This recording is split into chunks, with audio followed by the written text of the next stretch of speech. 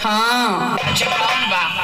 एके बता दे बना हाँ तो जान जाए कि तू पक्का मर्द होगा। हाँ अच्छा तू बता। का तोड़ तो बता देते।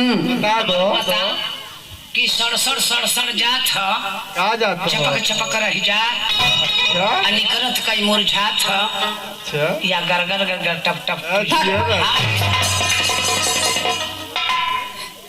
ए हाँ ये कुल करला ये बोल इजानत ही कहा का हो?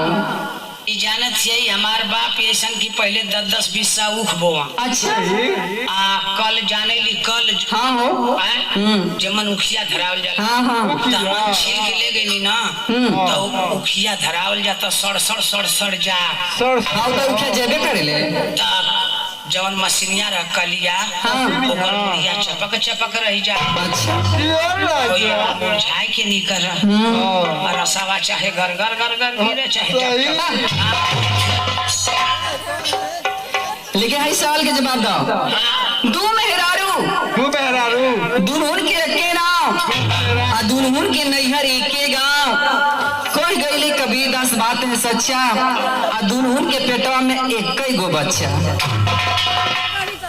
अच्छा दू मेहरारू हाँ एक ही नाम हाँ दुनहुन का नैहर एक ही गाँव कह गई ना कबीर दास बात ही अपन सच्चा दुनहुन के पेटवा में एक ही गो बच्चा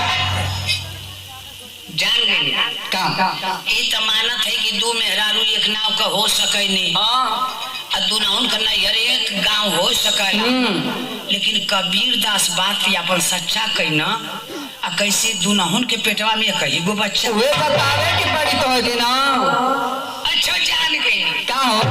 जानत छौ ना आजमगढ़ में नदी देखले हो ना देखले बानी अब वो हमारे एक गो चीज होला का ना हुआ का हो? ओकर नाम सुतुही।